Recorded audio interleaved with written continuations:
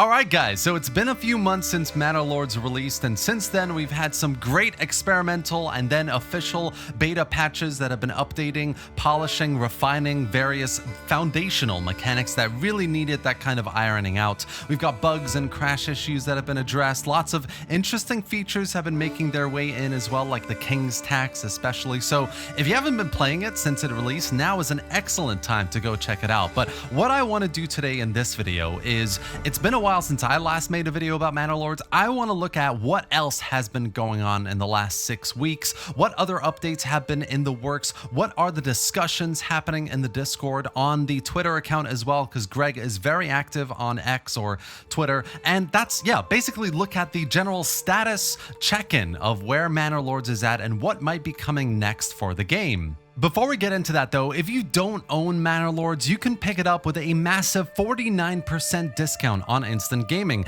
a reputable game key reseller that I've been using for a little while now. They're very reliable and they have huge discounts. They have a great roster of games with the rest of the Total War titles and DLCs on sale, as well as games like Ghosts of Tsushima, Helldivers 2, and even Manor Lords. So we all have much bigger discounts than before available to us. If you're thinking about buying, make sure to click the link below to get your games for cheap and support the channel at the same time. Now let's get back to the video. So the first thing I want to talk about, guys, is the Discord, because everything happens here. All the discussions, the player discussions, feedback, testing, new bug fix kind of patches, the experimental betas, all of that comes out here first to the community. And genuinely, first and foremost, Slavic Magic, the developer, always engages with his community first, I feel like. So we've got a lot of interesting posts here that I want to go through. Obviously, we've had lots of beta patches that have come out that we've been able to access and play. Lots of great fixes through those as well that have been game breaking before. But what I want to focus on in this kind of section of the Discord and announcements is this post right here. So he goes on to talk about how the game is being migrated to Unreal Engine 5. That's been slowing down development a little bit. You know, UE5 is great because it's a brand new engine. It's going to help them basically work on engine optimization, which is really, really good, because there have been some optimization issues in the previous builds. I feel like getting that smooth frame rate is really important, especially with loads of towns in multiple regions, and all of that has basically helped them kind of look at the design of the game as well, the mechanics, the complexity of various tasks, refining various systems, polishing other bits in the game. All of that has been happening basically in this process. So while there haven't been that many updates, it's really because they're kind of reworking this foundation of the game essentially, which is nice to hear. I mean, you want to hear progress is being made, even if, you know, they're not concrete, they're not physical, rolled out updates. There's still things happening, and these things, you know, the optimizations, UE5, reworking some mechanics here and there, this is all really, really good stuff. So it's nice to see Slavic Magic engage the community as he always has, but also let us know, you know, under the hood, what is happening to the game. So that's that post that I wanted to talk about a little bit. We've got some big kind of QA, obviously, testing that's been happening through people feeding back forms, etc., and all of that has been collated, which is really good as well. And then the other thing I want to talk about is the votes section of the Discord, where regularly there have been a number of votes that have been coming out since the release of the game, talking about what would you like to see first, how would you like this mechanic to work, etc. And they've been really, really interesting. So this first one here that I want to talk about is really great. It's basically asking what is the best goal for early access in 2024. The options were castles, town walls, siege mechanics. There was another option for AI cities and diplomacy. There's interesting late game content, economy challenges, simply a perfect balance and polish with no bugs, and other map types, river, coast, industries, etc. These are all, I would love all of these, to be honest. I'm sure a lot of people agree with that, but I think in my kind of like impression of things, simply a perfect balance and polish with no bugs has been going on throughout this process anyway. Interesting late game content and economy challenges, I think these will come much later, late game content especially, obviously, but the foundation of the game, which is really kind of AI cities, diplomacy, getting those mechanics up and kind of working, castles, town walls, siege mechanics, getting our towns to higher levels, like that's kind of the foundation of the game, right? We really, in my opinion anyway, Manor Lords really needs to nail these first steps in its game game's development. And I'm really actually glad to see that AI Cities and Diplomacy has won this vote, because I really think that will change the way the game is played. Castles, town walls, siege mechanics, you can have those. That's going to really develop what we already have here, but having other AI cities being developed in parallel to the way you're developing, being able to engage with those AI players for resources, for diplomatic kind of contracts and alliances and war as well, all of that is going to really change up the dynamic of Manor Lord. So I really like that this is what has won out. And in later posts as well, in the announcements page, there is a little tidbit about how that is currently being worked on. They are getting AI into the game, which is really nice to hear. So big vote there. Later votes again about smaller mechanics here and there, clearly unfinished. But what do you think about the castle planner idea? A trade transaction log would be useful, and essentially having it for each trading post, or a large summary for the whole region. Both of those things, I'm glad again that both of these got the kind of go ahead, because having as much granularity, I think, is really important for players to be able to access that information, tailor the way they want to play. This is a really nice vote to see here. Are the jokes about completely historical name? Yeah, this was just kind of a funny is a Manor Lord's name. Next patch is going to be town walls according to this vote, which is really nice to see as well. Now, this isn't siege walls. This won't be siege mechanics. This is simply addressing the fact that everyone's been using the castle planner to build walls around their towns. That can lead to some issues. It's a bit clunky. It's not really meant to do that.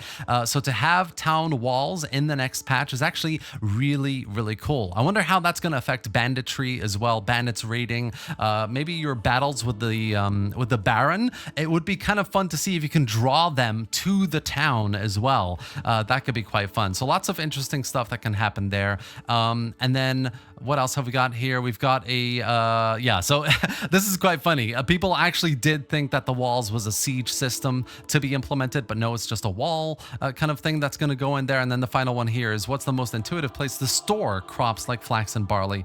Add a new whole storage system for a barn would be absolutely, I agree with this as well. A really nice way to do it. So yeah, on the Discord, that's kind of what I wanted to go through, everything that's been going on in the last couple months. Let's move on to the Twitter, where there are a few other interesting little bits.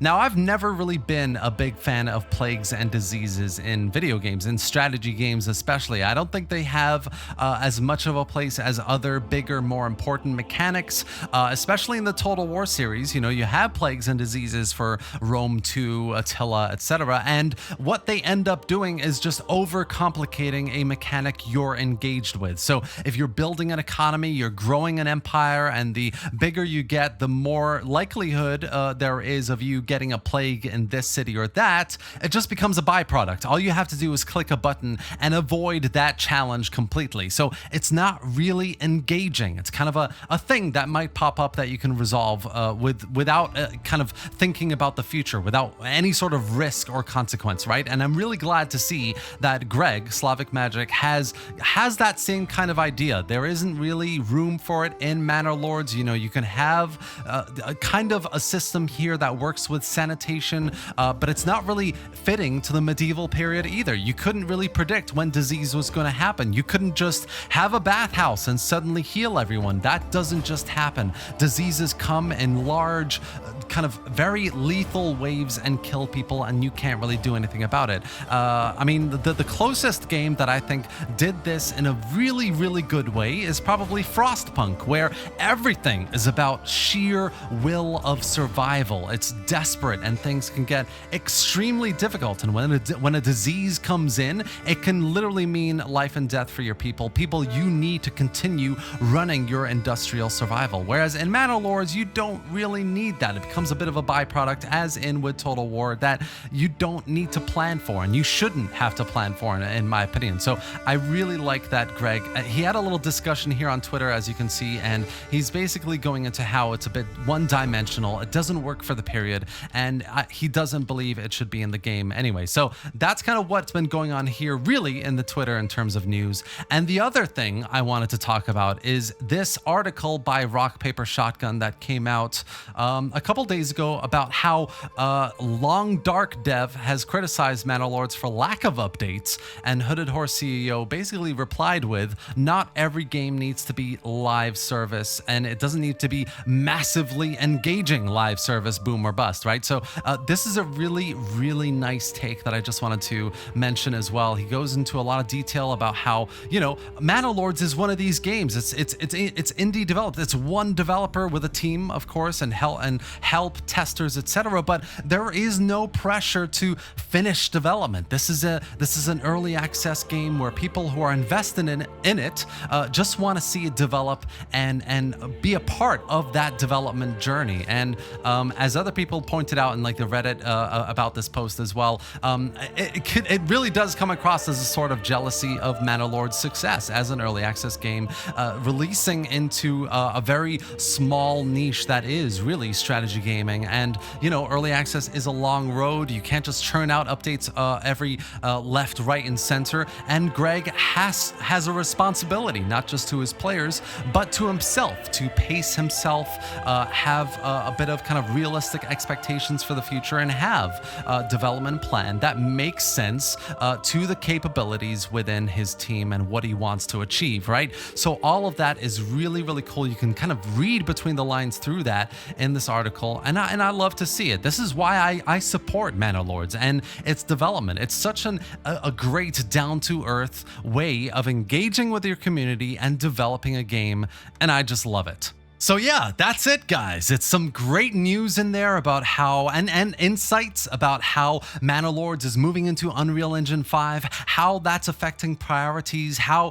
things in the kind of under the hood of the game, optimizations, things like that are being addressed again. QA testing has taken a huge chunk, I think, of the development process so far, and that's great to see. Some really great progress has been made to iron out, polish various things, and just get it to a place where it's just playable and fun and things aren't broken and it feels balanced, right? So there's some great progress there. Lots of new content coming out as well, especially with Town Walls, and you know, a lot of interesting insight about, you know, how Greg is developing the game, his attitude towards it, his engagement with the community as well, with the votes, etc. It's just really nice to see, and it looks like Manor Lords is in a really good place, and it's got a good direction in terms of what's coming next, AI cities as well. So yeah, that's gonna be it for today, guys. I really hope you enjoyed this video and found it informative. If you did, give it a like and drop any thoughts or questions in the comment section below. What do you think of Manor Lords? How do you think the game is going? The latest development updates, the